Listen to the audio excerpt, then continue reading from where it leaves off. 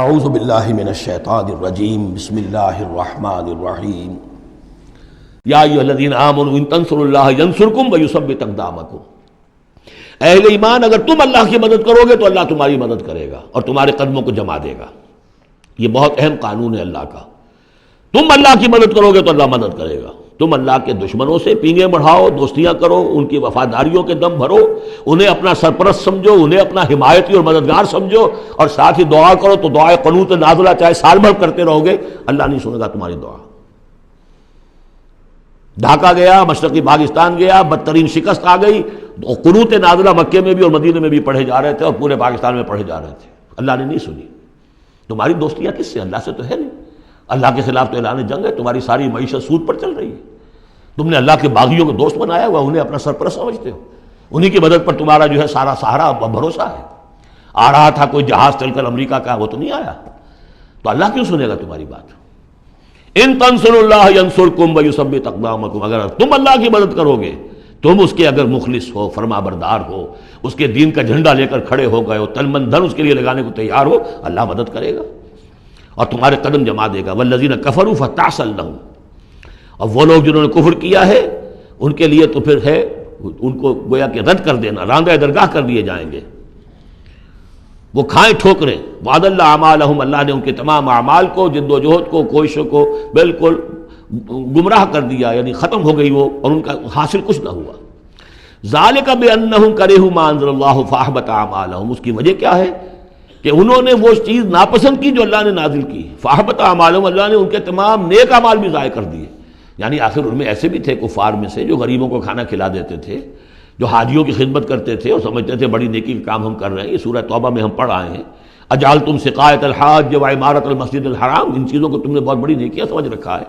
لیکن یہ کہ اگر تم نے اللہ کے نازل کیے ہوئے قرآن کو ناپسند کیا ہے تو اللہ نے تمہاری ساری اعمال جو ہے حبط کر دیے۔ افلم یسیروا فی الارض فینظروا کیف کان عاقبۃ الذین من قبلہم، تو کیا یہ زمین میں گھومے پھرے نہیں کہ یہ دیکھتے کہ کیا انجام ہوا ان لوگوں کا جو ان سے پہلے تھے۔ دمر اللہ علیہم، اللہ تعالیٰ نے ان پر ہلاکت کو مسلط کر دیا۔ وللکافرین امثالھا، اور ان کافروں کے لیے بھی ایسے ہی انجام آئیں گے۔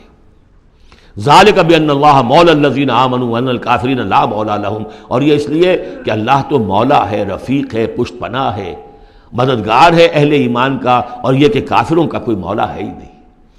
یہ اصل میں یہیں سے حضور نے پھر وہ نعرہ اخذ کیا تھا جب غزوہ احد میں، جب وقتی طور پر مسلمانوں کی شکست ہو گئی اور حضور بھی اور صحابہ بھی پھر پہاڑ کے اوپر چڑھ گئے احد پر، اور اس کے بعد پھر جو دامن میں کھڑے ہوئے تھے جو کفار کے اس وقت کے سربراہ تھے، اس میں ابو سفیان تھے اور خالد بن ولید جو بعد میں دونوں ایمان لے آئے صحابہ میں سے ہیں۔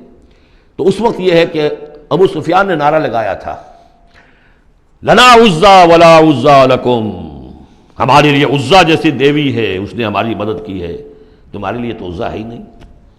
تو حضور نے کہا تھا مسلمانوں سے جواب دو، اللہ مولانا ولا مولا لکم، اللہ ہمارا مولا ہے، تمہارا کوئی مولا نہیں۔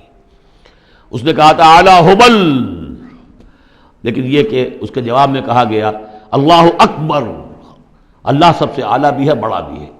تو یہ جو نعرہ ہے کہ اللہ مولانا ولا مولا لکم، ذالک بان اللہ مولی الذین آمنوا وان الکافرین لا مولا لہم، ان اللہ یدخل الذین آمنوا وعملوا الصالحات جنات تجری من تحتها الانہار، یقیناً اللہ تعالیٰ داخل کرے گا ان لوگوں کو جو ایمان لائے اور جن نے نیک عمل کیے ان باغات میں جن کے دامن میں ندیاں بہتی ہوں گی۔ والذین کفروا یتمتعون ویاکلون کما تاکل الانعام، اور وہ لوگ جو کفر کر رہے ہیں وہ کھا پی رہے ہیں، عیش اڑا رہے ہیں دنیا میں، کھا رہے ہیں جیسے کہ حیوانات بھی کھاتے ہیں۔ والنار مثوی لکم، لیکن یہ کہ بالآخر ان کا ٹھکانہ جو ہے وہ آگ ہے۔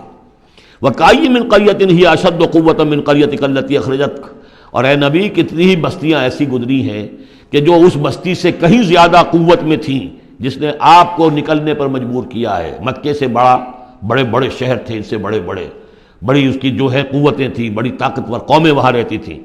تو یہ جو بستی جس نے کہ آپ کو وہاں سے نکلنے پر مجبور کیا ہے، اس سے کہیں زیادہ بڑی جو بستیاں تھیں انہیں ہم نے ہلاک کیا۔